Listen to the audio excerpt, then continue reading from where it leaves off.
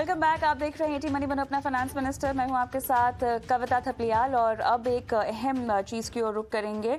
हमारे साथ crypto tax expert अनुज भसीन भी जुड़ गए हैं और अनुज के साथ हम बात करने वाले हैं क्रिप्टो पर टीडीएस को लेकर जो सीबीडीटी का नोटिफिकेशन आया है उस पर बारीकी से एक एक पहलू पर अनुज हम विस्तार से बात करेंगे। तो जिस तरह से नोटिफिकेशन आया गया है उसमें काफ़ी सारे सवालों का जवाब दिया गया है, तो मैं चाहती हूँ एक एक करके हम वो सवाल लेते हैं। सबसे पहले तो टीडीएस डिडक्ट जो होगा वो किस तरह से होगा, कौन करेगा? एक्सचेंज के द्वारा होगा या जब आप ट्रांसफर करते हैं तब होगा?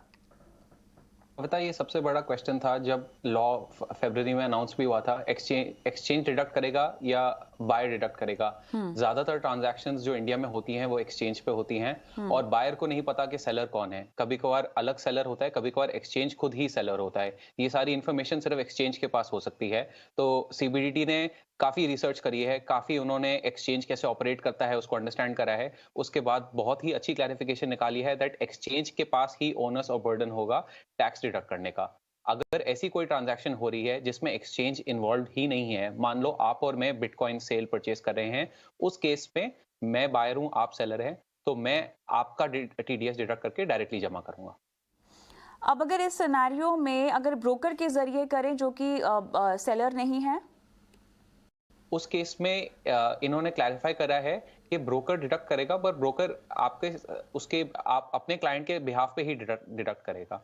ज्यादातर क्रिप्टो स्पेस में ब्रोकर्स नहीं है एक्सचेंज पे। आई थिंक ये एक फॉरवर्ड लुकिंग क्लैरिफिकेशन है। क्रिप्टो एक्सचेंजेस टिपिकली अपने क्लाइंट का ही केवाईसी करते हैं और क्लाइंट के सिवाय किसी और को ट्रेड नहीं करने देते हैं। तो मुझे लगता नहीं इसमें ब्रोकर की ज्यादा एप्लीकेबिलिटी होगी, पर अगर वो हो भी तो उस केस में उन्होंने बोला है कि तब भी क्लाइंट के ही बिहाफ पे डिडक्ट होगा। अच्छा, अलग अलग तरह की क्रिप्टो करेंसीज हो, उनके ट्रांसफर पर टीडीएस किस तरह से डिडक्ट होगा? इसमें दो केसेस बताए हैं गवर्नमेंट ने। एक केस है जिसमें आप आईएनआर के अगेंस्ट ट्रेड कर रहे हैं। अगर आप बिटकॉइन आईएनआर के अगेंस्ट खरीद रहे हैं, सेल कर रहे हैं, तो आपका डायरेक्टली जो टीडीएस है वो आईएनआर में ही डिडक्ट हो जाएगा। दूसरी एक टाइप की ट्रांजैक्शन जो यहाँ इस स्पेस में होती है वो होती है क्रिप्टो टू क्रिप्टो। आपने बिटकॉइन खरीदा और आपने अपना एथीरियम बेच दिया, या आपने एथीरियम खरीदा और अपना बिटकॉइन बेच दिया। उस केस में अगर दोनों साइड ही क्रिप्टो की ट्रांजैक्शन है तो गवर्नमेंट ने क्लैरिफाई करा है कि दोनों लेग्स पे 1% कटेगा। आप अगर बीटीसी दे रहे हैं तो बीटीसी भी 1% कटेगा, और अगर आपको एथीरियम मिल रहा है, ईटीएच जिसको हम कहते हैं, उस पे भी 1% कटेगा। लेकिन ये जो टीडीएस है ये अप्लाई कितने पे होगा? क्रिप्टो ट्रांसफर जिसका 50,000 या 10,000 किस अमाउंट पर अप्लाई होगा? वो गवर्नमेंट ने बोला है स्पेसिफाइड पर्संस, जिन जिन पर्संस को टैक्स ऑडिट नहीं कराना साल में, उनके लिए टोटल अगर उनकी ट्रांजैक्शंस 50,000 के ऊपर जाती हैं साल में, तभी ये टीडीएस प्रोविजंस अप्लाई होंगे। अगर कोई ऐसा पर्सन है जिस पे टैक्स ऑडिट अप्लाई करता है बिकॉज ऑफ अदर बिजनेसेस, उनके लिए 10,000 से ऊपर पे टीडीएस के प्रोविजंस अप्लाई करेंगे। मोस्ट केसेस में यहाँ पे जो ट्रेडर्स हैं वो 50,000 की लिमिट को ही अप्लाई करेंगे। अगर कोई बिजनेस या कोई बहुत बड़ा इंडिविजुअल जिसके अलग अलग बिजनेसेस हैं उसको टैक्स ऑडिट अप्लाई करता है, उस केस में फिर उनको 10,000 की लिमिट देखनी पड़ेगी। क्या पेमेंट गेटवेज टीडीएस डिडक्ट कर सकते हैं क्रिप्टो ट्रांसफर पे? ये एक एक्चुअली क्लैरिफिकेशन इसलिए जरूरी थी क्योंकि क्रिप्टो पेमेंट गेटवे भी एक टीडीएस डिडक्ट करता है। उसके बाद जब एक्सचेंज पे पैसा आता है तो भी टीडीएस डिडक्ट करना था। तो गवर्नमेंट ने क्लैरिफाई करा है कि ऐसे केसेस में 2 बार टीडीएस नहीं कटेगा, सिर्फ एक्सचेंज के लेवल पे टीडीएस कटेगा, गेटवे नहीं काटेगा टीडीएस। सम क्रेडिट या अगर हम 1 जुलाई के पहले की बात करें तो इसके पहले की किसी भी राशि पर टीडीएस डिडक्ट नहीं होगा या ये कंटिन्यू लगेगा आपके ट्रांजैक्शंस पर? टीडीएस की जो प्रोविजन है वो 1 जुलाई से ही अप्लाई करेगा, क्योंकि इतने सारे क्वेश्चंस थे, जो इतनी सारी अनसर्टेनिटीज थी टीडीएस प्रोविजंस को लेके। गवर्नमेंट ने थोड़ा सा टाइम लिया। उन्होंने हालांकि 1 अप्रैल से टैक्स लॉ जो नया था कि फ्लैट 30% टैक्स लगेगा, वो इंट्रोड्यूस और अप्लाई कर चुके हैं। टीडीएस की एप्लीकेबिलिटी उन्होंने 1 जुलाई से ही रखी है, और आप देख सकते हैं कि 8-10 दिन पहले ही उन्होंने एक बहुत ही डिटेल्ड क्वेश्चनर दिया है जिसमें जितनी भी क्लैरिफिकेशन चाहिए थी एक्सचेंज को, बायर को, सेलर को, सारी प्रोवाइड करी है उन्होंने। इसके अलावा और क्या-क्या क्लैरिफिकेशंस आई हैं इस नोटिफिकेशन में, अनुज?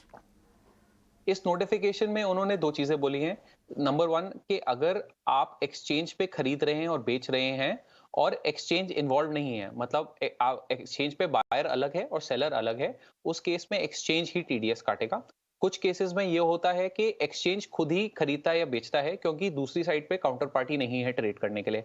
उस केस में गवर्नमेंट ने एडिशनल क्लैरिफिकेशन दी है कि एक्सचेंज को एक रिटर्न अग्रीमेंट साइन करना पड़ेगा कस्टमर के साथ, जहां पे वो रिटर्न अग्रीमेंट में एक्सचेंज बोलेगा कि हम आपका टीडीएस काटेंगे और हम आपको एक क्वार्टरली स्टेटमेंट भी फर्निश करेंगे फॉर्म 26 क्यूएफ में, और आपको जितना भी हमने टीडीएस काटा है उसकी सारी स्टेटमेंट्स प्रोवाइड करेंगे। क्या आप थोड़ा सा सेक्शन 194S के बारे में समझाएंगे? 194S ही टीडीएस का सेक्शन है जो गवर्नमेंट ने इंट्रोड्यूस करा था। गवर्नमेंट को अभी ये विजिबिलिटी नहीं है कि इंडिया में कितनी क्रिप्टो करेंसी की ट्रांजैक्शंस हो रही हैं, और गवर्नमेंट को थोड़ी सी विजिबिलिटी के पर्सपेक्टिव से ही उन्होंने सोचा कि जितनी भी ट्रांजैक्शंस इंडिया में हो रही हैं, अगर हम उन पे थोड़ा सा टीडीएस लगा देते हैं तो हमें विजिबिलिटी मिल जाएगी कि बायर कौन है, सेलर कौन है, क्या अमाउंट है ट्रांजैक्शन का, और कौन से एसेट्स ट्रेड हो रहे हैं। तो इस पर्सपेक्टिव से गवर्नमेंट ने 194S इंट्रोड्यूस करा है। मैं कहना चाहूंगा कि जो 1% गवर्नमेंट ने इंट्रोड्यूस करा है वो बहुत ही ज्यादा परसेंटेज है, क्योंकि अगर मैं हर ट्रेड पे अपना 1% गवा देता हूं एज टीडीएस, तो मेरे पास करीब 60-70 ट्रेड के पास मेरे पास अपना कोई बैलेंस या कैपिटल ही नहीं रहेगा ट्रेड करने के लिए। यूजुअली जो टीडीएस का लिमिट होना चाहिए वो 0.1 या 0.01% होना चाहिए। ये एक चीज अभी भी बहुत पिंच कर रही है इंडियन ट्रेडर्स को। तो ये होपफुली हम आगे जाकर क्लैरिफिकेशन या कोई अमेंडमेंट देखेंगे, पर अभी के लिए गवर्नमेंट ने 1% ही तय किया है एज द अमाउंट जो हर ट्रेड पे, हर ट्रांजैक्शन पे कटेगा, और 194S में ही इसकी सारी डिटेल्स प्रोवाइडेड है। अच्छा अनुज, एक तो हम देख रहे हैं कि भारी उतार चढ़ाव क्रिप्टो करेंसीज में दिखाई दे रहा है, और पिछले कुछ समय से हम देख रहे हैं कि वॉल्यूम्स में भी कमी आ रही है। अब ओवरऑल भारत के सिनेरियो से मैं समझना चाहूँ तो इस तरह 1% टीडीएस से और कितनी मार पड़ेगी वॉल्यूम्स पर, और कितना लोगों का रुझान कम होगा क्रिप्टो करेंसीज में? बहुत ही अच्छा क्वेश्चन है कविता। अगर आप देखें 1 अप्रैल से, जब से नया टैक्स लॉ इंट्रोड्यूस हुआ था 30% जिसमें फ्लैट टैक्स रेट लग रहा है, तभी से एक्सचेंजेस पे 60 से 70% वॉल्यूम्स कम हो चुकी हैं, बिकॉज बहुत लोग नहीं चाहते कि वो इतना ज्यादा टैक्स भरे। बहुत लोग निराश हैं कि गवर्नमेंट ने रेगुलेशन लाने से पहले इतना भारी टैक्स एप्लीकेबल कर दिया है, और बहुत लोगों को लगा कि 1 जुलाई से जब टीडीएस इंप्लीमेंट होगा तब इतनी ज्यादा कंप्लायंस बढ़ जाएगी कि ट्रेड करने का कोई मजा ही नहीं रहेगा। तो उसी टाइम 60 to 70% एक्सचेंजेस की ट्रेड वॉल्यूम कम हो गई। इन द लास्ट 2 और 3 वीक्स मार्केट भी काफी गिर चुकी है। अगर आप देखें तो मार्केट करीब आज की डेट में बिटकॉइन $20,000 पे है। अपने हाई जो लास्ट नवंबर में बनाया था उससे 70-80% नीचे आ चुकी है। उस वजह से भी काफी ट्रेडर सेंटिमेंट कम है, और जैसे ही ये 1 जुलाई से इतनी कंप्लायंस की रिक्वायरमेंट बढ़ जाएगी, इतनी सारी स्टेटमेंट्स, इतने सारे टीडीएस आपको अपनी फाइलिंग्स, रिकंसिलिएशन करनी पड़ेंगी, तो मुझे लगता है कि अभी भी 20-30% का स्कोप है कि जो आज की डेट में ट्रेड वॉल्यूम्स हैं उससे भी काफी कम हो जाए। चलिए अनुज, बहुत बहुत धन्यवाद। आपने विस्तार पूर्वक न सिर्फ टीडीएस को लेकर नोटिफिकेशंस जो आए हैं सीबीडीटी की तरफ से वो समझाया, बल्कि किस तरह से निवेशकों का और लोगों का मोह भी भंग हो रहा है इसकी वजह से, उस पर भी समझाइश दी। बहुत बहुत धन्यवाद।